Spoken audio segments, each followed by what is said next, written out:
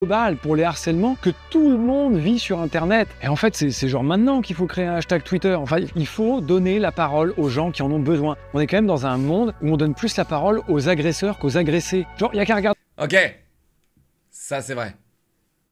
ses affaires. On parle plus du mec qui a fait du mal que des gens qui ont eu mal. C'est n'importe quoi. Essayez, s'il vous plaît, de donner la parole aux gens qui en ont besoin. Et ce qui me fait chier avec tout ça, c'est qu'il y a des gens qui essayent. Genre à l'époque, par exemple, Fabien Olicard avait commencé à voir un petit peu clair dans son jeu. Il avait mis une piste intéressante. Et puis, il y a plein de contenus qui essayent d'éduquer, de sensibiliser à tout ça. De vous permettre plus rapidement que moi de vous rendre compte que vous êtes en train de vous faire manipuler. Parce qu'il y a des signes. Et surtout, des malades, il y en a partout. C'est une personne sur 100. Donc absence d'empathie, de culpabilité, de remords, manipulateur, charme superficiel, intolérance. Non mais ça je te permets pas là.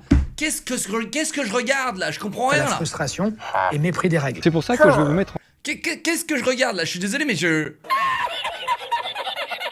Mais qu'est-ce que je regarde? En description des comptes que j'ai trouvés sur lesquels il y a des trucs un peu intéressants qui pourraient vous aider. Essayez de vous informer autour de ça. En plus d'être hyper intéressant, ça pourra vous être utile à tout le monde. Il y a quand même des gens qui sont venus me dire que je vivais une vague de harcèlement inédite. Ils avaient jamais vu un si gros harcèlement enfin. Ouais c'est bon. Moi je vous le dis. Je vous le dis.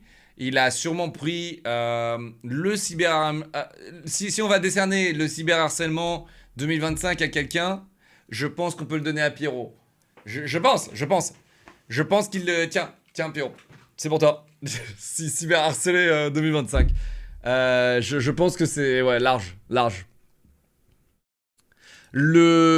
Et encore une fois, jamais je dirais que tu mérites ça ou quoi que ce soit. Mais par contre...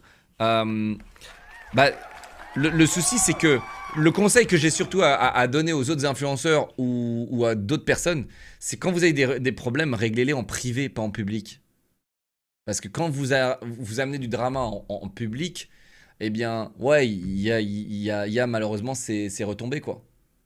Faut toujours régler les problèmes en privé. Bah, Michou et Elsa, les gars, c'était pas géré en privé, les gars. Je suis désolé, mais enfin, si, en fait. C'est juste que les deux sont des personnes publiques et du coup les deux se sont fait des images. Pour le coup, tu vois, c'est un contre-exemple parfait. Michou et Elsa, et c'est juste deux personnes qui sont publiques et du coup les gens ils l'ont ramené au public parce que techniquement ils ont jamais rien fait. Publiquement, je crois pas qu'ils en ont beaucoup parlé de leur couple. Hein.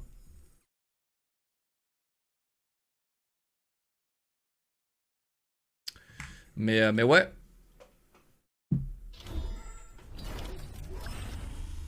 Mais ouais, c'est bien de finir ta vidéo là-dessus. C'est propre. Alors je sais pas si on l'a fini là-dessus, mais je trouve que c'est propre et c'est très adulte.